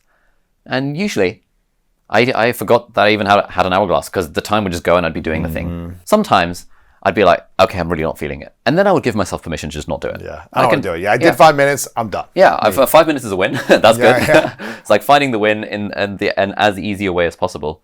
But like 85% of the time, probably I would just continue doing the thing. And I found the 5-minute rule to be really good in beating procrastination. This is also why this is kind of random, but I like finding songs that are exactly 5 minutes. Bohemian Rhapsody is a song that is basically exactly 5 minutes. So you could even put on Bohemian Rhapsody and you could be like, for the duration of this song, I'm going to do this thing. I often think in terms of like song length. Like, most songs like 3 minutes, 3.5 minutes. Sometimes I'll tell myself, you know what? My room's a bit of a mess right now. My desk is a bit right now. I'm just going to give myself a song, and in that song, I'm going to clean up as much as I can. And I would put on like my favorite, like Rule the World by Take That, or like The Greatest Day, or like something by One Republic that's like upbeat and uplifting. As soon as the song's over, I'm done. But you can make so much progress with tidying your desk in 3 minutes. So much. And it becomes a game. It becomes fun. It becomes less of a chore. And you might also feel like, okay, I'm halfway done. Let me finish this. Yeah, exactly. Sometimes I'd be like, I would go on to the next song. Spotify autoplay. It's like, it knows the vibe that you're going for with one song. Yes. So we go on to the next one. Yeah. One of the things I really respect about you is that you've read a ton of books in the last 15, 20 years. And I think you have like a photographic memory. You memorized like almost all the key insights from every book you've ever read, I think is what is that something like that? Yeah. I wish I had a photographic memory, but you have a great memory. Yeah, and you remember a lot of things. Yeah. Like you could recall like 3 things from probably most books you've read. Yeah, it's also because I make videos about them. Right. I think this is the thing. It's like when in 2016 when I started my blog, I was like, I read a lot of these books, and I remember all from what I've read. So why don't I just make these little articles where I write some lessons that I've learned from the things? That helps you remember them. Helps me remember, yeah. It means that I'm thinking greatness mindset. What was the lessons? GPA, meaningful mission, the 3 Ps. There was that thing that you said. What was it? There was a really good Seth Godin quote. I'm like, I need to go back and find the Seth Godin quote. I think it was about like the process and like doing the thing for 7,500 times or something like that. I was like, that was some good. And then there were the 5 Ps, priority, but I can't remember the 5 Ps. Okay, I need to go back and look at that. It's like, as I'm reminding myself of these things, because I'm making a video about the book or writing a newsletter about the book or whatever, like sharing something makes you way more likely to learn it yourself. And so even if it's just sharing it on Facebook or sharing it on Instagram, like one of the things I'm very bullish on is just people sharing the things they've learned purely selfishly because it helps you remember it yourself. Right. Yeah, of course. That's cool. So sharing these things. Yeah. You have a video that a lot of people loved, which is about what really makes people successful. I'm curious, from all the studies, all the research, the interviews you've done, the videos you've made, the books you've read, your own personal experience, what do you think really makes people successful? My answer to this has actually changed over time. My answer to this now, like when I started this process of like doing these videos and stuff, I wouldn't have had a good answer for this. I would have said like, oh, success is all like very personal and like who's to say that money success is actual success and things like that. And I don't know, someone just doing what they want maybe is what makes them successful. And my answer is still that, but it's a bit more refined. It's the thing that makes people successful is knowing what they want and actually just working towards it. It's knowing what they want and working towards it and adjusting course along the way. And it's just that thing of like GPS, a goal plan system. If you have a goal, you have a plan, and you have a system to follow the plan, and you just change the plan if it's not working, you're going to be successful. And this is not successful in terms of like you have to make all this money or you have to, whatever, get a six-pack abs. It's success in terms of whatever you want it to be. This is why the subtitle of the book is How to Do More of What Matters to You. To me, success is knowing what matters to you and then just doing the thing. Doing more of it. Or like working towards it. And there's this thing, I think Huberman's been talking about this recently. It's not the pursuit of happiness, it's the happiness of pursuit. When you're pursuing something that you actually enjoy, that's meaningful to you, that's That's literally the pinnacle of life. Yeah. I know people, I'm sure you know people who've sold companies for hundreds of millions of dollars. They're miserable once they sell the company. They were happier working towards the goal. And they all start new companies because they're like, either they start companies or they start podcasts. That's their thing. Or they write self-help books. Yeah. Because it's like, they need some new pursuit. You need some new pursuit. The pursuit is what creates happiness. The pursuit is what creates that feeling of a feeling of success. Yeah, it's interesting because, before I used to be a type of guy that always wanted to achieve my goals, and I achieved a lot of them. From sports to business to whatever it might be, different milestones that I had from my teens and 20s and early 30s, and I would accomplish a lot of them. And I realized that wasn't the thing that made me feel peaceful and fulfilled. Accomplishing it was fun, it was cool, but it wasn't like, now I feel better about myself. It increased some confidence, but it also made me realize, oh, I still have sadness and pain and suffering inside. So this isn't the answer to being peaceful and joyful and fulfilled and happy. And I started to, as I started to go on my healing journey and really kind of like dissecting the past and creating different stories about my past and finding meaning from the past and having harmony around it, I started to set different goals and actually realize it doesn't matter if I accomplish this goal. What matters is what I do every day on the pursuit and the path. Like, did I show up doing what I said I was going to do for myself and for others? Was I consistent in my ways of being? Did I respond well? My majority of the times, I'm not a perfect human being, but did I respond well in situations that were frustrating or triggering? Did I care about other people's? Did I want other people to succeed? And did I do my best to empower them and give them tools and trainings to succeed? Nice. Did I show up with good attitude, good energy, majority of the time? Did I make it about others and not about me? All these different things. And if I accomplish the goal, cool. But if I don't accomplish the goal, can I still be proud of who I was and how I showed up every single day? And that makes me feel good. Now, part of my ego wants to say, but if you don't accomplish the goal, you're a loser, right? Part of me wants to think that. And that's part of the reason why I've created such big goals, because I'm like, it might take me 10 years. I don't know. But what I can create in the path and who I become in that path is going to be so much greater than the actual accomplishment. And I think if we start thinking that way about who we're becoming and how we're showing up and how we're being on a day-to-day basis, we'll be a lot happier with who we are. So that's what I think about. Like, I want to accomplish all my goals. I want to hit my financial numbers. I want our team to grow. I want, all these things. I want to be healthy, but it's also like, if it doesn't happen, what can I control and how can I just be consistent with that every day? Yeah. I think people think that success makes you feel good, but it's actually that feeling good makes you successful. Absolutely. And you can feel good every day of the thing. And crucially, I think, again, this is because there's no point in being super successful, rich and famous if you don't feel good. Yeah. Like, what's the point? What is the point of working that hard to get those things if you still don't feel good about you? Yeah. But feeling good will just make you successful in terms of it doesn't matter if you have those things or not, because you feel good about you. Yeah. 100%. And people, you usually will attract good people around you. Yeah. And you're also more likely to then be productive and creative and less stressed. Feel good productivity. And more financially successful or whatever it is. Like, all the good things happen when you can just focus on the process and focus on enjoying it. Yes. And, it's useful to have an idea of what you want. Like, as you said, you have these goals. But the way I think of goals is it's not about the goal. The point of the goal is to set your direction. So it's like, I'm not fixated on the destination, but at least I know what direction I'm heading in. Because otherwise, we all have so many options. Anyone listening to this has a ton of options in their life. Even if you feel like you don't have any options right now, compared to someone who's not able to listen to this podcast, you have a ton of options, objectively. Yes. And a lot of uncertainty and anxiety comes from this thing of like, I could go in this direction or that direction or this direction or that direction.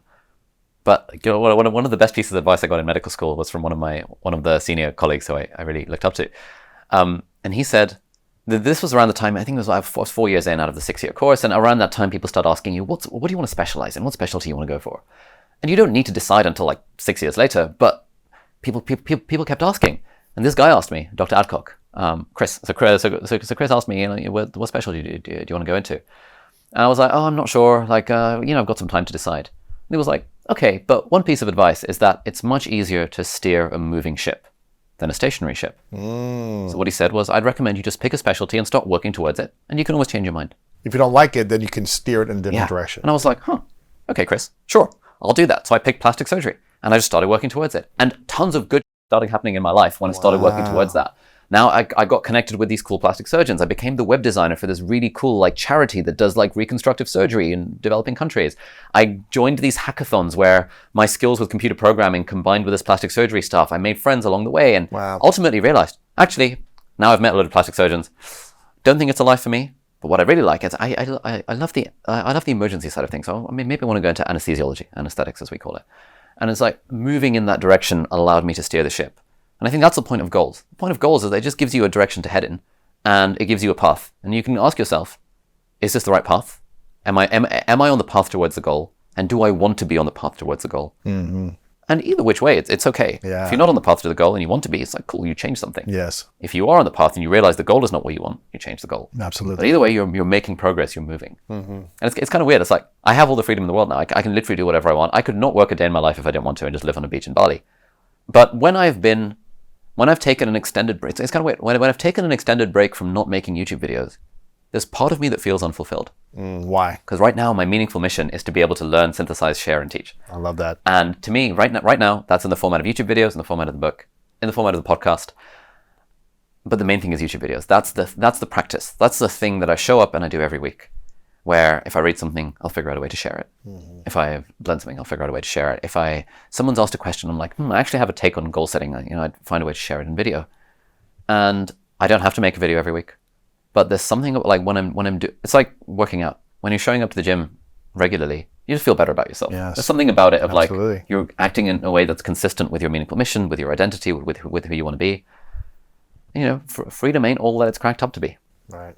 The point of freedom is to be able to do things that matter to you. And so you realize I should just do the things that matter to me and I just feel way better about it. As opposed to just having endless options. Yeah. Yeah. Options are not that fun. Yeah, they're fun for a bit. But. Yeah. Not meaningful after a while. Yeah. I'm curious about this, your opinion on passive income.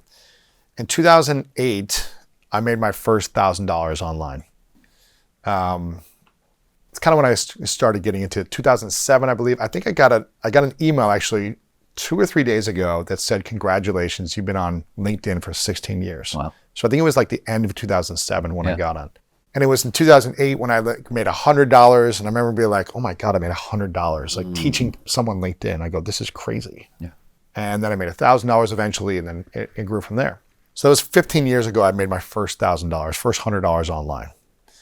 Things have changed in 15 years with how you can make money online passively.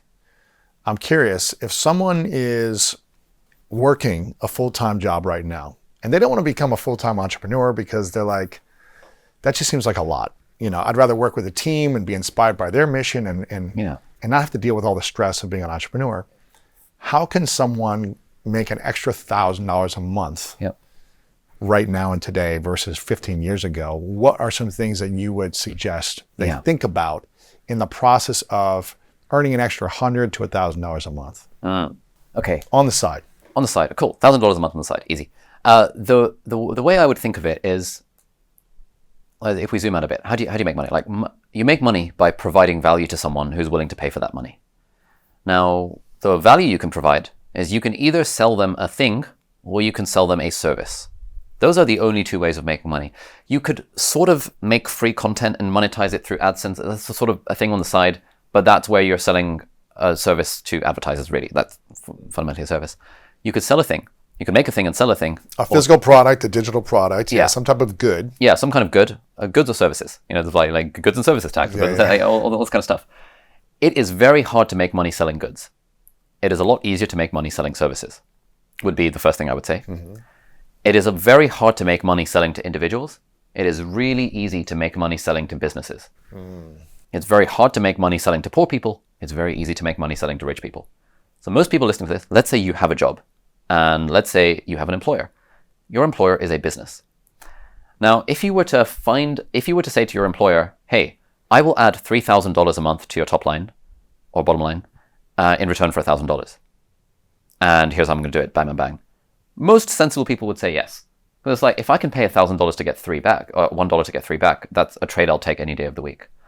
So one of the things I would encourage people to do, I think one of the issues is that people think in a very sort of like consumer mindset.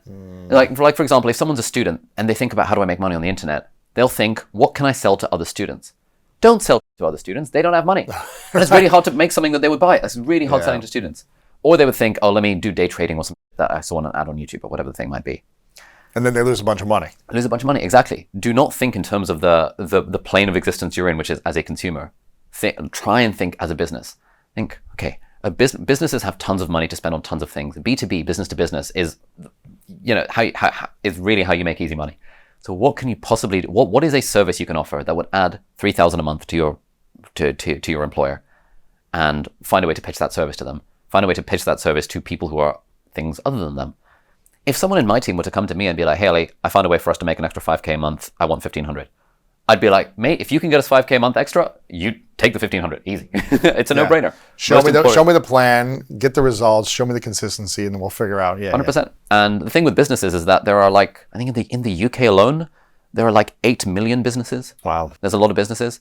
Most of them are actually one or two people businesses. Most of them have less than 5 people. Kind of solopreneur businesses, exactly. yeah. Like when we think of business, we think of big company, I don't know, Coca-Cola or McKinsey. Actually, there's only a couple 100,000 of those big companies. There's millions and millions of these small companies, the local plumber, the local dry cleaner, the local hairdresser, the local this, that, or the other, who are a team of less than 5 people where they're desperate to make more money. If you can find them a way to make money, they will pay you for it. Right. So I would encourage people when it comes to, don't think about passive income. Think about what is a service I can offer that would make a business money?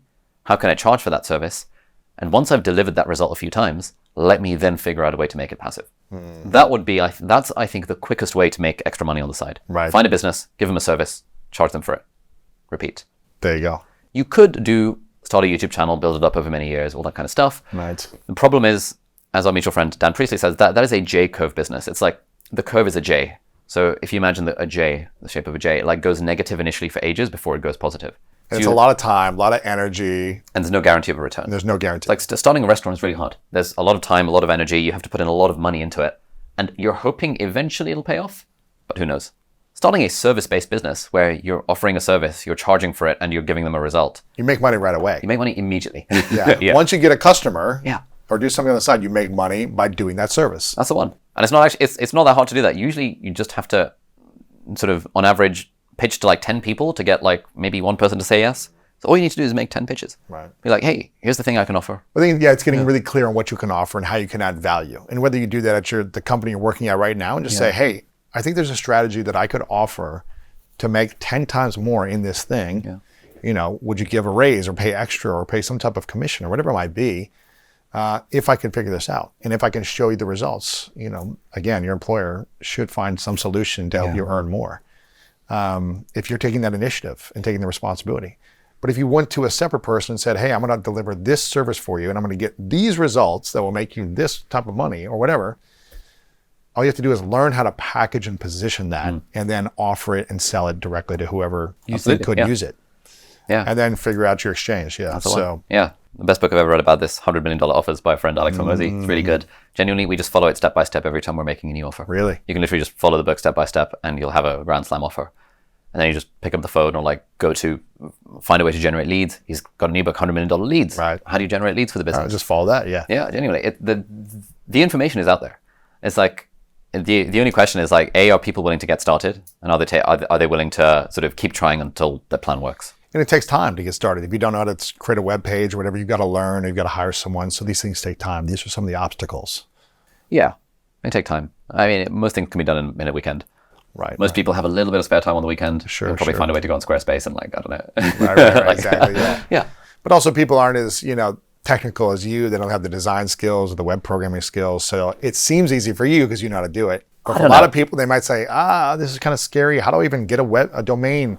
And how do I connect it to a landing page? And how do I do a checkout card? I don't know how to do it. So it seems like I'll never be able to do it. Yeah. You've been doing this for a long time. I have been doing this for a long time. There are 2 interviews that I did on my podcast with entrepreneurs. One is with Dan Priestley and the other one was with Robin Waite. So maybe we can link those down below, where I asked them this exact question. And we spent 3 hours these are business coaches, of me being like, okay, let's say I'm a random person and I don't have any skills, no technical skills. How would I blah, blah, blah. And the frameworks are really good. You don't need a website. You don't need a checkout. You don't need a cart.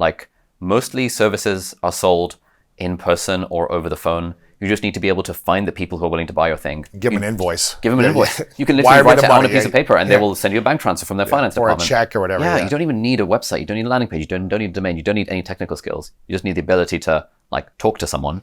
And show that you can get results. Maybe a case study or some examples where you can be like, here's my work, and show that you can get those results. That's the one.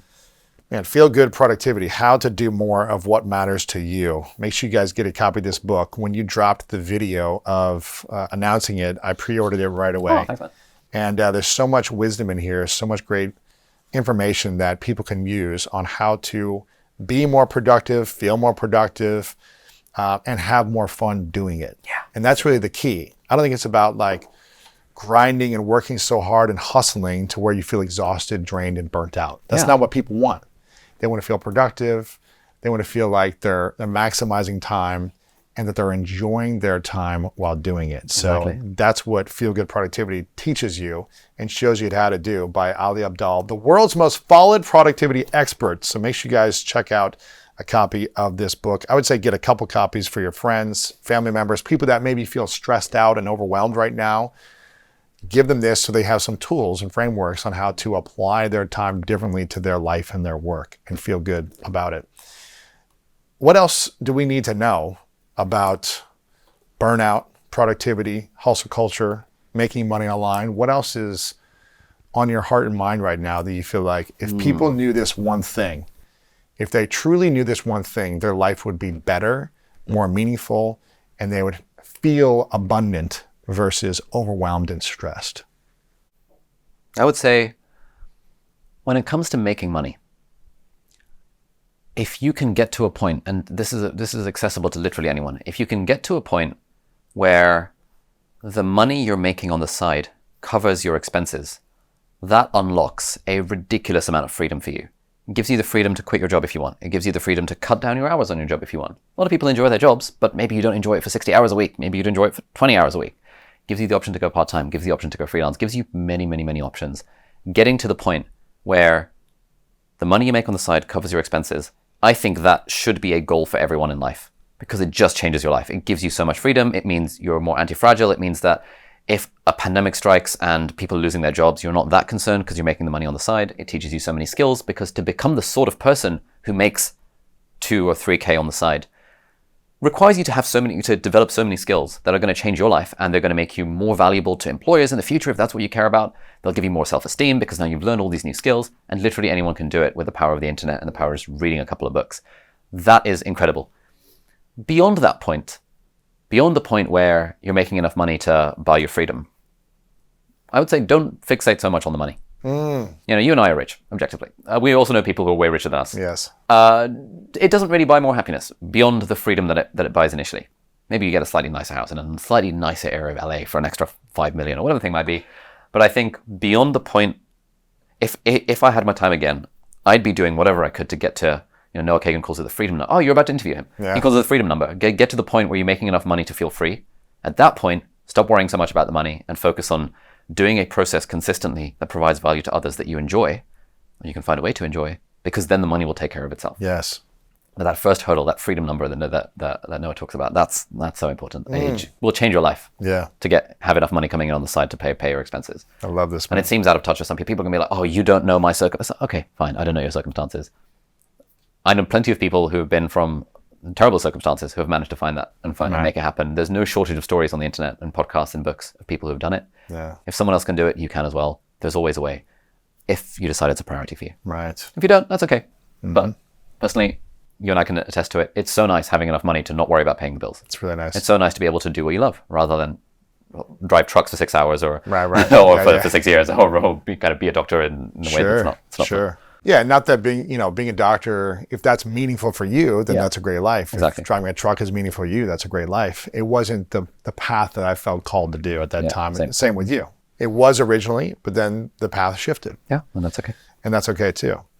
And also, again, we both know a lot of people who have way more money than us, who are way more stressed out, overwhelmed, exhausted, unhealthy, have horrible relationships. Yeah. And so it is nice to have more money than I did before. You know, it's nice to have money where I can pay for my own things as opposed to my sister, sleeping on my sister's couch for a year and a half for free, and living at my brother's place for $250 a month for 6 months, and feeling like I couldn't take care of myself. So it is nice to be able to provide for self and others in different ways. But it doesn't mean there aren't other challenges and complications that you have to learn how to overcome with money. So we've both seen that as well. This is powerful, man. I want people to get the book, Feel Good Productivity. Make sure you guys get a couple copies. I asked you this question before 2.5 years ago, but I'm going to ask you again, your 3 truths. So hypothetical question, imagine you get to live as long as you want to live, but it's your last day. You've extended your life as long as you could go physically, but you got to turn the lights off and you're out of this physical world.